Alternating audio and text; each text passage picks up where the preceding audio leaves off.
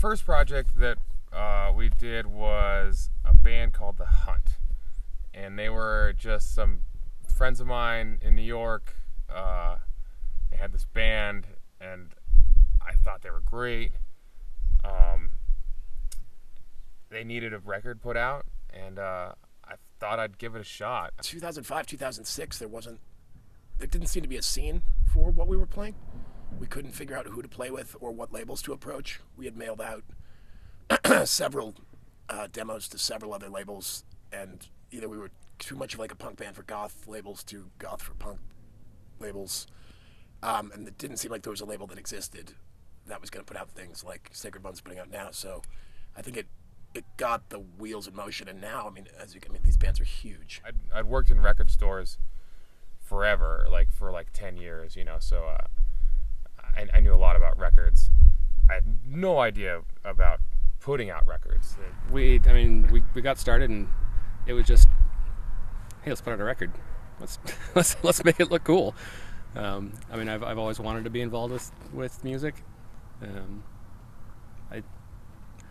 5 years ago, I didn't know. I just said let's do it, and and then the first one worked. It's all right. Let's do it again, and let's do it again, and let's do it again, and then next thing you know, we're a year down the road, and then 2 years down the road, and 3 years down the road. 5 years now. Did I expect to be here? No, but it's awesome. Before it was just like, all right, let's just do it, and it'll come out whenever we get it, and then we'll take it to stores and try and sell them at shows and do whatever we can. Now it's this whole machine. There's just such a different process. Now it's all calculated, okay, we're gonna do this, we're gonna do this. It's all kinds of planning and arranging, and it's just this whole circus. And Caleb and I work together collaboratively on design. It's a combination of he finds a lot of the imagery. We do this combination of the older stuff with a more modern kind of combination of old and new we try to do with it. The first time I worked with Sacred Bones, I don't even remember, maybe 17 or 18, and he had emailed me because he was interested in my music, and so he put out a 7-inch of my first 7-inch, really, or one of my first ones, and from then on it's been magical.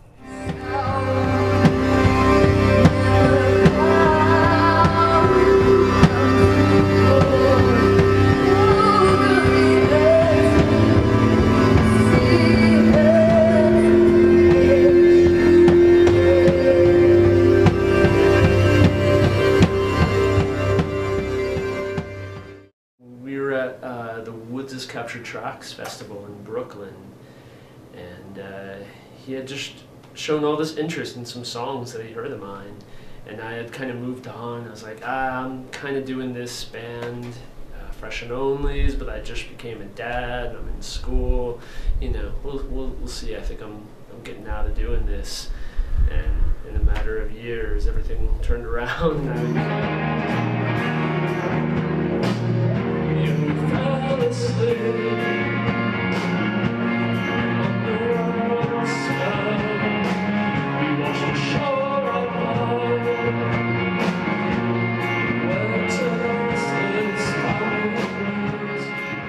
Caleb kept insisting. He's like, let's do a Wyman Miles solo record, and he inspired me basically to see it through. And he's one of the only guys who kind of believed in me or thought that my stuff was worth it. So yeah, it was his encouragement that I even did this. And now this year he released a 12-inch EP and my first full-length record, and I've been touring it all year, and here I am. Just being able to help some of these artists and bands achieve their goals, some of these guys have careers in music now, and don't have to work crappy 9-to-5 jobs anymore. And that is certainly very rewarding. Cool. It's so neat to be on this journey with him, and just to have gone through everything together. And I just can't even imagine ever leaving the label or leaving our friendship. It's just, yeah, he's the best, and I have so much faith in him. what I really appreciate about Caleb is that he's someone that if I pose a really crazy idea, he says yes. And there are so many people that say no that like, I really appreciate that when you can say something like that. Like, I think that's why we're all here.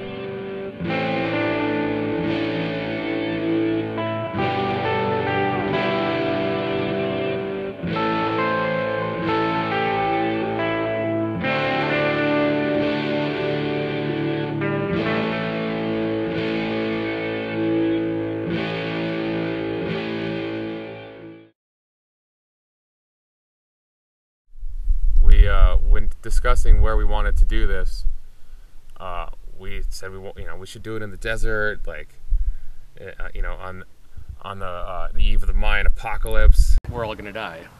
It's amazing. It's gonna die tonight. I'm not sure what time zone the apocalypse happens in, but it's gonna happen. I'd like to say I played the end of the world. That works out well for me. I kind of wish we were really the last band where everybody was so drunk that if we're terrible, it would sound better. Well, Pappy and Harriet's was chosen because of the location. Taylor Brody, who's the label manager, had been to Pappy and Harriet's before, and she's like, "Oh, that would be perfect. Like, it's a great spot."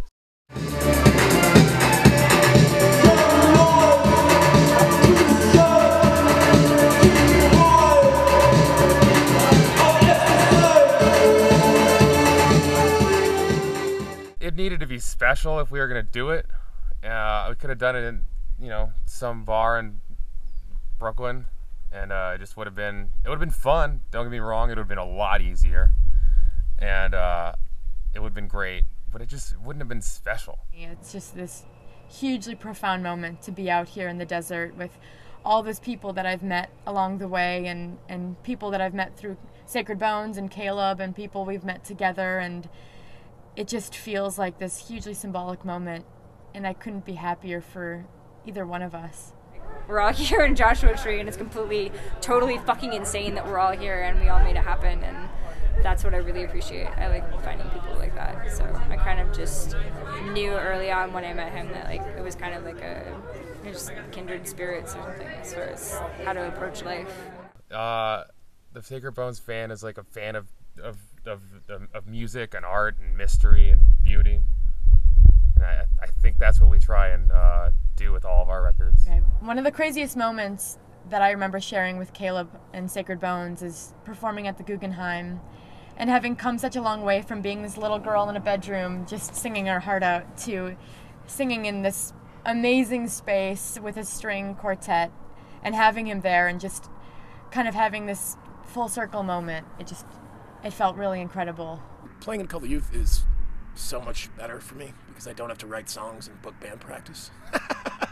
I'd never been a bass player in a band before, and it's actually a complete treat. But I miss being in the Hunt as well, and it's going to be really nerve-wracking tonight to sing on stage for the first time in like 5 years or something.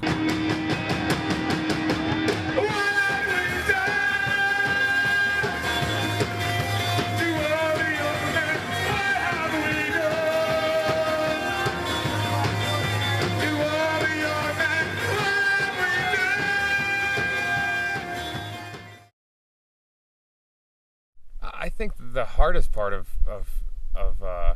doing the Sacred Bones is it's just,